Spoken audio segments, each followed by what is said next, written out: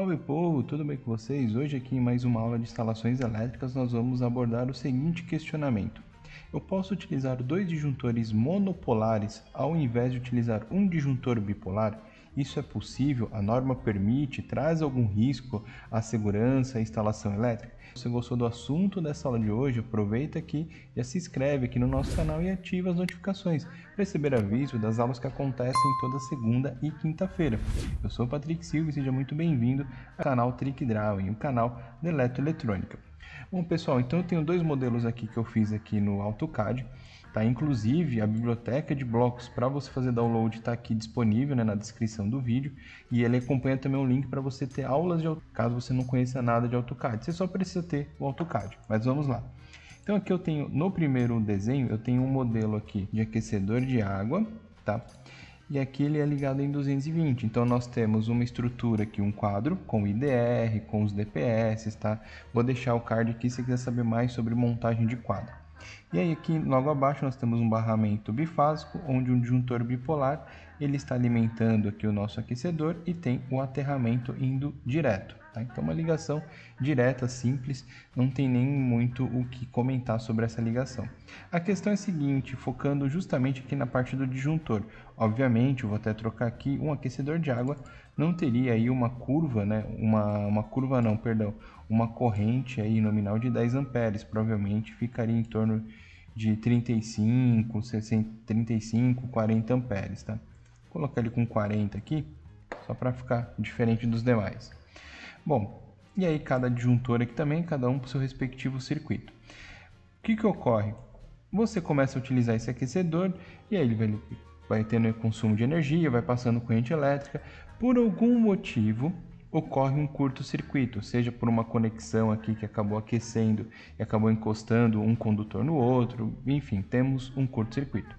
Quando ocorre um curto-circuito, um disjuntor ele consegue detectar um curto-circuito e atuar em 10 milissegundos. Isso você consegue ver no gráfico de atuação do disjuntor. Também, se quiser saber mais, tem card aqui no canto superior direito sobre esse assunto.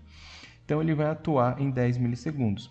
O disjuntor bipolar ele possui aqui a ligação da sua alavanca e, além disso, internamente existe uma ligação de tal maneira que quando ocorra um curto-circuito ou até mesmo uma sobrecarga, o conjunto interno seja acionado. Existe lá um acelerador de disparo que é o responsável por seccionar o disjuntor.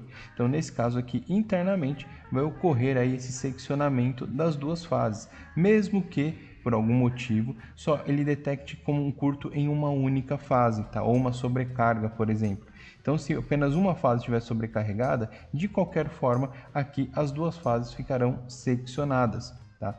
Diferente do que a gente vai ver agora no próximo modelo. E caso ficou alguma dúvida, deixe aqui embaixo nos comentários ou também manda uma mensagem para a gente lá no nosso Instagram, @trick.drawing. Tá? Tudo isso está na descrição do vídeo aqui embaixo. Bom, no segundo modelo nós temos a mesma estrutura, tá? Copiei e colei, tá? Só que agora eu peguei aqui o cantinho aqui e peguei dois disjuntores monopolares e também vou aproveitar aqui e alterar a corrente, né, para depois ninguém comentar que o valor da corrente está diferente ou algo do tipo, tá? Já fazer essa substituição aqui para não ter erro. Os dois com 40 amperes. Perfeito.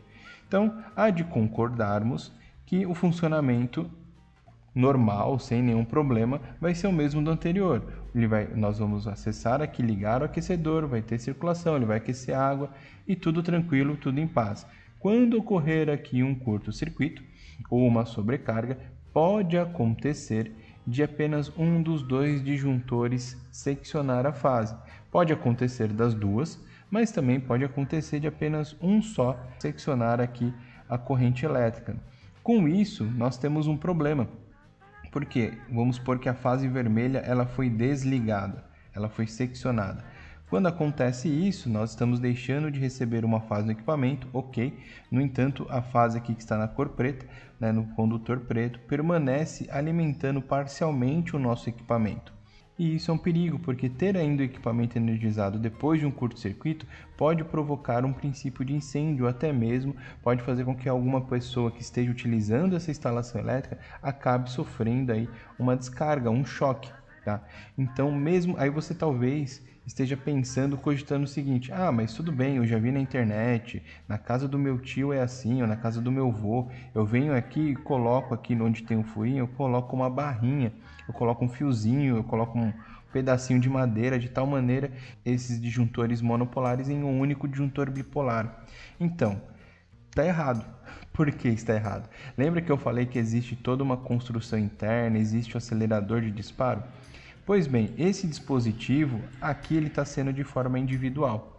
Se ocorrer de apenas um disjuntor, por exemplo, esse aqui da direita que eu acabei de selecionar, ele for seccionado, ele detectar esse curto-circuito, essa sobrecarga, ele vai ser seccionado e talvez possa ocorrer dele não ter força suficiente da atuação dele ser suficiente para derrubar o segundo, porque você está criando aqui de uma maneira externa esse seccionamento do disjuntor, quando na verdade o seccionamento ele ocorre internamente através desse acelerador de disparo. Então você está criando uma gambiarra que não é tão eficaz quanto toda a estrutura interna feita pelo fabricante. Ou seja, resumindo aí essa nossa aula de hoje, você precisa obrigatoriamente utilizar disjuntor bipolar para fazer a ligação em 220. Nada de fazer aqui igual ao modelo 2. O modelo 2 está errado. Beleza? Povo, fiquem com Deus e até a nossa próxima aula.